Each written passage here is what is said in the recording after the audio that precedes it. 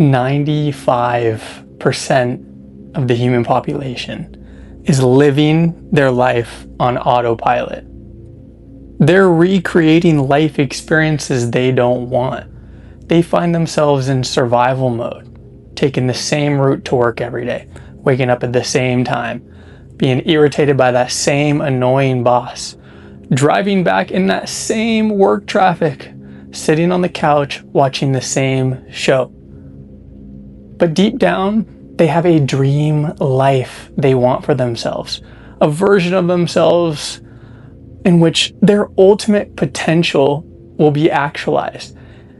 And if you're anything like me, you felt this potential before, and you know it is dormant within you, and it is one of the most real, visceral feelings you've ever experienced. So in this video, I want to show you how to overcome this life of autopilot by breaking down 3 negative energy cycles that are keeping you stuck. Now, before I break down those 3 energy negative cycles, we need to break down survival mode and how these negative loops are stealing your energy to create. Because if you don't have energy to create, then you're never going to be able to manifest or bring into existence a creative, intuitive, harmonious, and peaceful version of yourself if all of your energy is being siphoned out to recreate old experiences on autopilot. Now, the final thing we need to have answered is, how do we take back our power to create this life? So before I dive into those 3 negative energy cycles and how you break those, I need to break down these survival loops and what's going on in your own human biology. And when you have awareness of something that's going on, you're going to be able to notice it in these moments where you're driving to work, where you're dealing with the coworker, where you're dealing with the home stress of your family, where you're dealing with the stress of your bills. But we need to get down to the basics. So, we know that our thoughts and emotions, when paired together, create our reality. This is a fundamental cycle that is creating our reality. Now, when we have a certain thought, this creates a biochemical response. And this chemical response produces certain emotions. Now, when we feel these certain emotions, we are going to think more thoughts.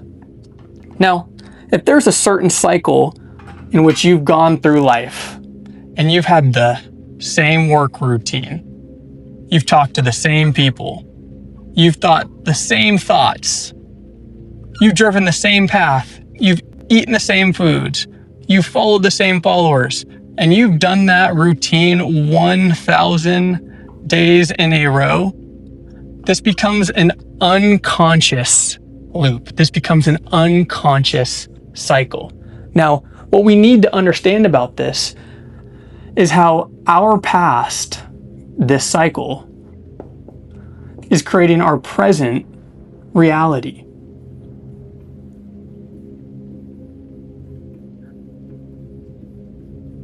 If we can understand this one cycle, and not just understand it on a conceptual level, understand it in our own life, pay attention to our own patterns, be like, oh my God, I do wake up at the same time, make that exact same cup of Starbucks Nespresso caramel latte with 21 grams of honey in it every single morning before I do my work.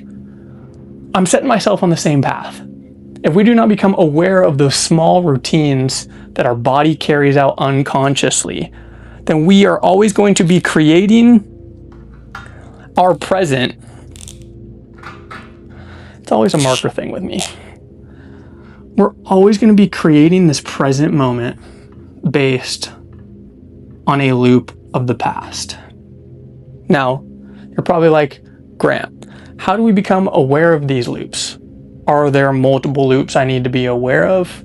How does this cycle play out in my own life? Well, that's what we're going to get into.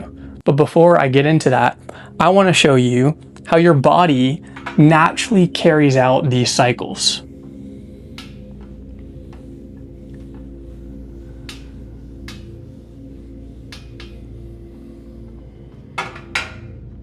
So, people that exist in this state, right? This unconscious autopilot. There's a few words that I want to use to categorize this. So this is unconscious. This is survival. And this is a predictable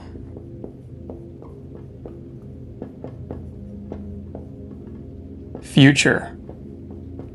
So these are three ways that I want you to start looking at certain patterns you have in your life, right? It's unconscious because 90% of the things you do are cycled on autopilot through that chemical loop I was showing you, right? You wake up in the morning and you have the same anxious feeling. When you have that anxious feeling about the work day ahead, about facing that coworker you don't like, about having to take your kids to soccer after a 45-minute commute from the city, you are starting to unconditionally, unconsciously set a program into motion. So when I showed you that thought and emotion loop, we set that into motion immediately when we wake up. Now, for most people, this state is categorized by survival emotions. A lot of the things we experience in a predictable future are a product of our body's addiction to the emotions that are triggered through chemical reactions in our body, right? So when you wake up and you get that first hit of cortisol, that first hit of stress, that first hit of anxiety, it's predictable. It's what your body is unconsciously seeking out. And it seeks this chemical out in these 3 energy cycles we're going to break down. So now that you kind of have a good idea about how this survival state is unconsciously being carried out into our predictable future through these patterns and unconscious habits we have, we need to learn to detach ourselves from 3 energetic cycles. And I'm going to give you practices that you can start to implement not only in states of meditation, but in states of walking meditation as you go through everyday life. You're going to need both, right? So the first big macro negative energetic loop we need to overcome is our addiction to 3 dimensions.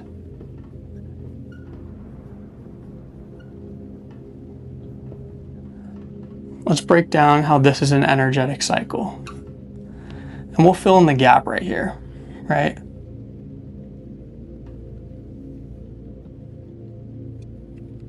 So, Grant, how am I addicted to 3 dimensions? And how is this one of the negative energy cycles keeping me stuck? Well, let's say you have a certain boss at work that you do not like. You're like, that guy is a piece of shit. I do not want to work for him. I hate my job. Now, this is a material experience you're having, but what you don't know, and the reason I had to break down those unconscious loops, is that your body is addicted to that feeling. Your body actually seeks out your boss, seeks out the material experience of visualizing your boss, right? You might have a thought about your boss in which you see him in your head. You might watch him walk by you, right? But these are all experiences we've unlocked in the material world, right? That's another word I'll sub right here. So when you think of your boss, let's just say you experience anger. Over time, you see your boss 5 days a week, probably 48 weeks a year, right? What's that? 240 days That's going to be 240 times you have the opportunity to set this unconscious pattern into motion. Now think about it. There comes a point where your body just becomes addicted to those chemicals. You have programmed your mind through wiring neural pathways, through having the same thoughts all the time. Those same thoughts create biochemical reactions in your brain that send chemicals into your body. Those chemicals get sent into your body. Those emotions you experience are residue of a material experience that you had, right? That's what memories are. You think about a certain memory with your child when you got to hold your newborn for the first time. That brings up that feeling of unconditional love. But you think about your POS boss and you get that anger. This is how we become addicted to the 3 dimensions. But let's sub in some other stuff, right?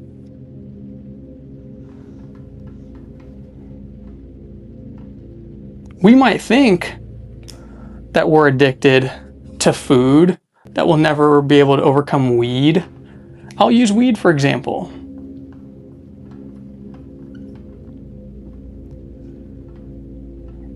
Weed used to give me some sense of relief until it became something that gave me anxiety. But if I smoked 3 times a week, I would be looking for this chemical experience, and weed would be the thing that my body would unconsciously seek to carry out that emotion because it was addicted to that experience. The main point with me showing you this is me trying to illustrate how our thoughts and emotions are an internal experience. When we become so accustomed to that internal experience, we begin to seek those things out, right? Let's say I have a thought about weed, and weed gives me a certain emotion. You see how these are still internal things? These are still things happening in our biology, but we start to seek them in the 3-dimensional world. If we are seeking things in a 3-dimensional world, that is the familiar. That is how we turn our past into our present because it's the only experience we've had. But if we have not had an experience in the 3 dimensions that we want yet, there's another energetic cycle that we need to overcome, which leads me into energy cycle number 2 that you need to use to break negative energy you're channeling into your life.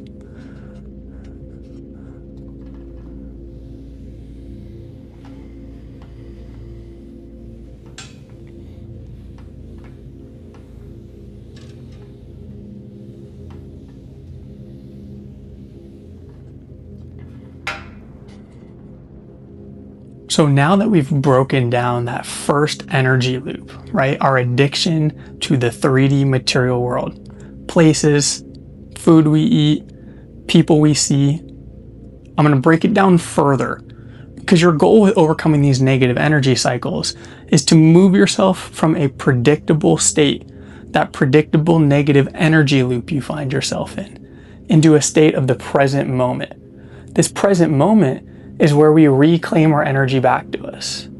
So we're going to break it down and we're going to start to show the transition into a more immaterial world. So the second loop we're going to talk about is the addiction to identity.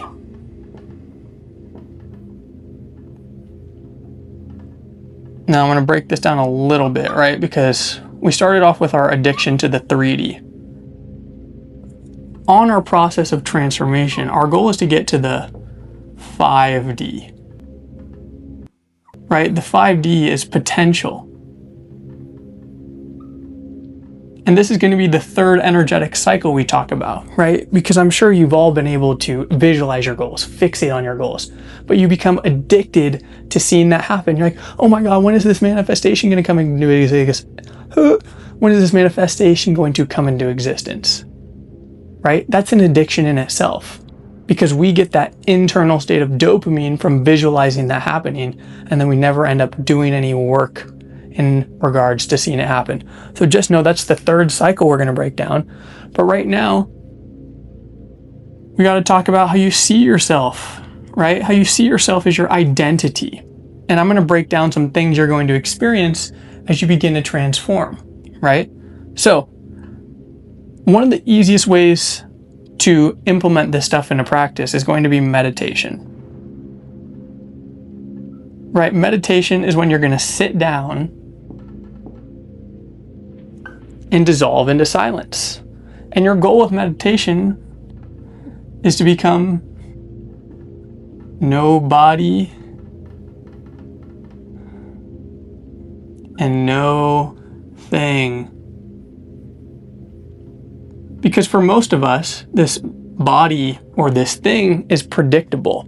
It is that autopilot life we are trying to grow from. So we need to learn to detach our emotions from it, right?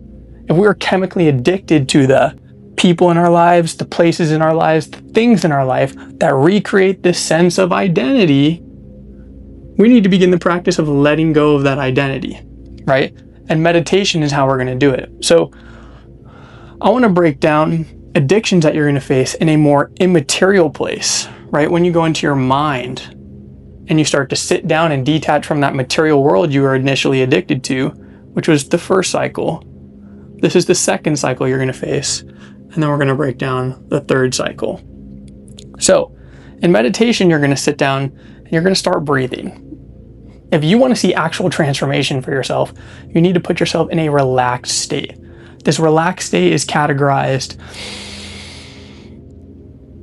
with 4 to 5 breath in, and then you need a longer exhale out. So it's going to be 5 to 6 seconds out, right? This is how you activate the parasympathetic nervous system, where you can enter a relaxed and restorative state of being. This is how you start to enter the present moment and you overcome those addictions to the chemicals that you validate your identity with. So let's say you're in meditation and you sit down and you have a thought about a chore that you forgot to run before you went to work. This is going to create a certain emotion. You're going to be stressed and be like, oh my God, I don't have time to do that after because I have to pick the kids up, right? That thought of, oh my God, I'm not going to be able to do it because I got to pick the kids up, manifested from that energy you just felt of stress and anxiety. And then you're going to be like, oh my God, I'm so overwhelmed. Another emotion. And then you're like, I don't know how I'm ever going to be able to do this. I don't have time. I'm not the type of person that can manage this much responsibility in my life. You see how you begin to validate your identity from that thought loop? You're identifying yourself with responsibility of doing the chore. You're identifying yourself with the emotion you feel based on the anxiety and stress of not being able to do it. You're identifying yourself with the thoughts of having to be a parent and pick your kids up. Then you identify with the emotion of not being the person that'll ever be able to change. And then this becomes a self-validating identity loop. This is the ego. Ego is the enemy. It's our attachment to these experiences. And when you sit down in meditation, all of this stuff comes up immediately. You're not able to distract yourself. You're not able to numb yourself with doom scrolling. You're not able to numb yourself with gossiping. You're not able to numb yourself with work. You're sitting there in the present moment as these things arise. And what's beautiful is that they're just chemical reactions, right? They're just things happening in your body. If you attach with it, if you identify with it, that's where it starts to get serious and you start to take it as reality and start to recreate that material world you don't want to experience. So the first step to overcome it, awareness, right? And you do this through the energy cycles that we broke down. So boom, we go on to cycle 1 where you're like, okay, I'm just focusing on these material things that I just do every day. I'm aware of that loop. I'm aware of that these are things that I'm just accustomed to. Right? That's the first step of awareness. And then you become aware of cycle 2. Cycle 2 is, okay, now I'm aware of the fact that my body is just identifying with these thoughts and emotions right now. Let me just breathe it out. Let me just let it go. And this is all happening in that meditative state. But what's beautiful about this practice is that meditation can be a walking practice too. When you experience these impulses and these triggers in real life, this is a tool and practice you can use to navigate it, whether in a state of meditation or whether in a walking meditation. But meditation is going to be the easiest place to sit down and go through this cycle multiple times, because you're going to sit down, you're going to detach from that thought loop because you created awareness of the first 2 cycles you went through. You're going to be like, oh my God, I'm back in the present moment now. I'm back in the present moment. The potential to be different, the potential to create things. When you overcome and detach from this loop right here, you recall your energy back to the present. You just recharged your battery in the present moment by 15%. Because that was something you're giving your creative energy to out of a survival emotion you were addicted to. You see how it's so powerful to actually just sit down and be present and breathe and let go and reclaim your energy? To not become a victim of your experience, but to become an observer, experience awareness. So now that you got a better understanding of what it's going to look like to overcome the 3D material world, to then step into a place where you overcome the addiction to your identity in states of meditation or in states of life where you're experiencing these challenges, let's move on to the 5D world, where you're going to be focusing on unlocking your potential and how we navigate the challenge and impatience of seeing our manifestation come through immediately.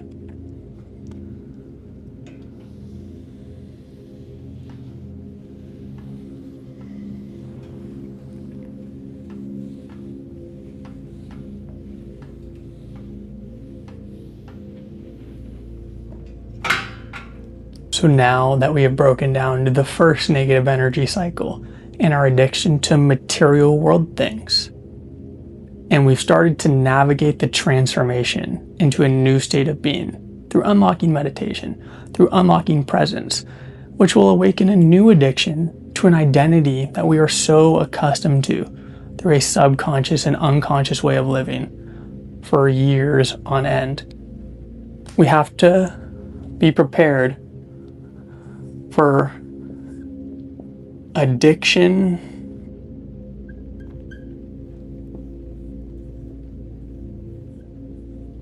to our energetic potential. So, Grant, what do you mean by this? You're going to experience a complete transformation in your state of being if you begin to practice this, right? Something I want to err on the side of caution with is consuming this information is just not enough. You need to experience this information. You experience this information through becoming present, through meditation, through navigating the awareness of these cycles in your life, navigating the awareness of your addiction to your identity, stepping back into the present moment and be like, oh my God, this is what the present moment feels like. Only for another thought to come up. And that has to be something else you have to surrender to get back to the present moment. The more consistently you do this, you're going to start to feel amazing. You're going to start to collect and recall all of this energetic potential back to you. That's the whole point of meditation, right? So as you step into the present moment, you access the present through awareness.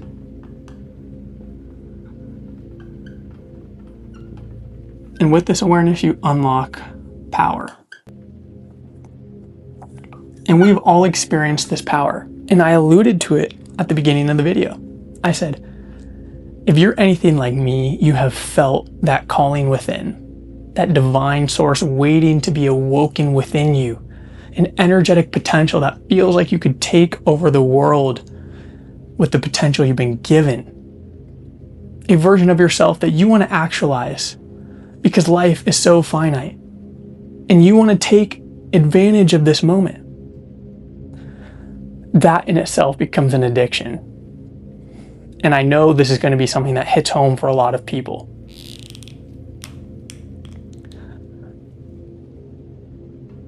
When you reflect on your potential and you start to actualize it,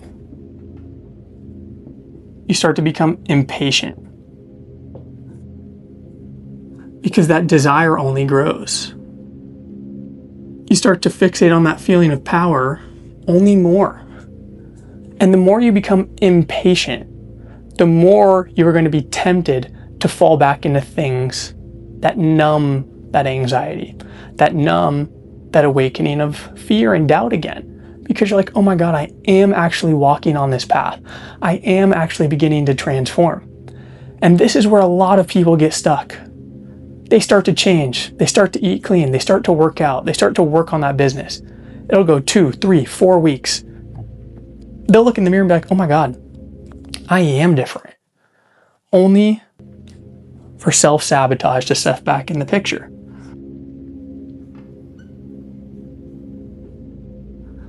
Now, I want to break down self-sabotage through the lens of everything we just talked about.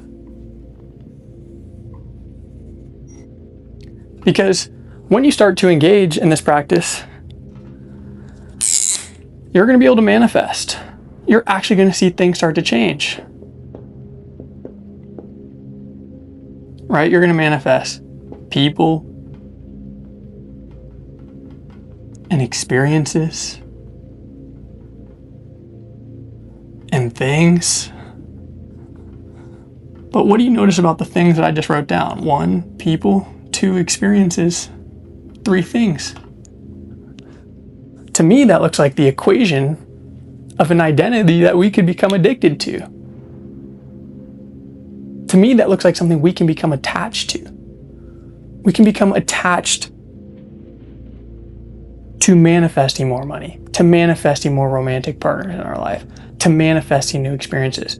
And when those things do not happen, because you get impatient and you start to once again attach to the material world because you thought these things would solve your problems, you are going to experience self-sabotage.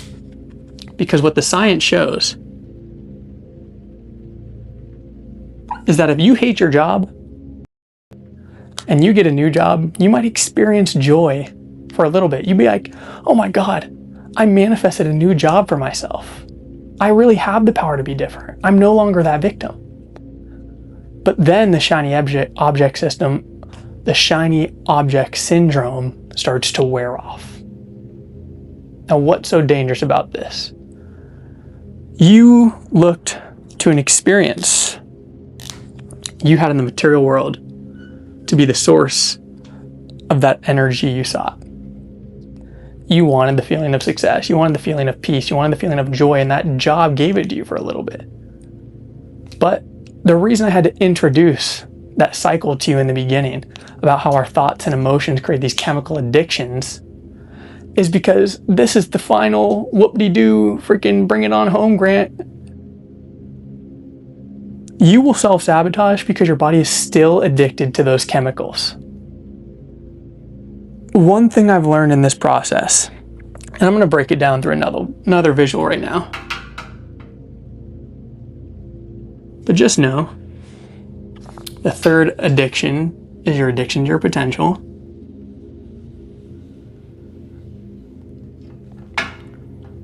Is when we are in this before state, this version of ourselves that we want to grow from, we're willing to do whatever it takes to change, right? So we change our thoughts, we change our emotions, and we start to live a new life, right? This version of ourselves had certain people, places, and things, right? Relationships, jobs, opportunities. But because we begin to engage in this practice and we begin to let go of the negative energy cycles that keep us stuck, we become a new person in this process. And this new person has new thoughts, has new emotions, has new people, places, and things. If you are not careful, you are going to become addicted to these people, places, and things. And as soon as you no longer have more of these people, places, and things, your body is going to go back to what you were so accustomed to for years on end. That's going to be like, The fear and anxiety of falling back into that old version of you. That addiction to certain foods and drinks you like. Those addictions to certain toxic relationships that we have. Those addictions to, will I ever make it? That's because this frequency right here is what your body has been accustomed to for the longest period of time. And just know this version of yourself changed your inputs. You spent the time in meditation. You spent the time watching Grant on YouTube. You spent the time putting in the work. You sat in meditation for 2 sessions of 30 minutes every day. And as soon as you start to get those things, you're like, oh my God, well, I'm here. I can just let it all go and get back to what I can go back to have fun. I can drink. I can cheat on my diet. I can skip meditation for that one day. Well, guess what? You're immediately come back to this version of yourself with the certain actions and behaviors that manifest from those lazy thoughts and emotions. So, ladies and gentlemen, in summary, as you begin your journey of transformation, you're going to come across a crossing of versions of yourself. It is going to start by overcoming your addiction to the material world, right? The people in your life, like your boss, the food you eat, the weed you smoke, the alcohol you drink. You're addicted to the feeling you get from those material things. But let's say you cut the bad habits. You start meditating. You start putting these practices into everyday life more seriously. The next energetic cycle you're going to face is your addiction to your identity. Your addiction to that internal state. Now that you got rid of the material things, you're going to sit down in meditation and be like, oh my God, why does my boss and my desire for weed and my worry about the chores and my worry about picking the kids up still come up? That's because your body is looking to carry out and create that experience to validate its identity. That identity is the set of thoughts and emotions that are triggered by your engagement in the external world. So, step 1, overcome the 3D world. Step 2, get into meditation, overcome the energetic addiction. Step 3, as you begin unlocking your potential and becoming everything you wanted and more, realize that inputs equal outputs. And just because you start to manifest new people, places, and things into your life doesn't mean that you can go back to old habits, old ways of thinking. Doesn't mean you can cheat on your sobriety. Doesn't mean you can cheat on your diet. Because this is the person with the certain thoughts, emotions, actions, and beliefs that is deserving of those people, places, and things. And if you take that for granted and you fall back into the mindset of the material world and you become addicted to those people, places, and things again, you just got another false idol in your life. So, ladies and gentlemen, that's all I got for now. I hope you learned a lot about the 3 negative energy cycles you're going to come across on your journey of transformation. Let me know in the comments what you think about this, any questions you have, any video ideas you want to see from me next, and I will see you in the next one. Peace.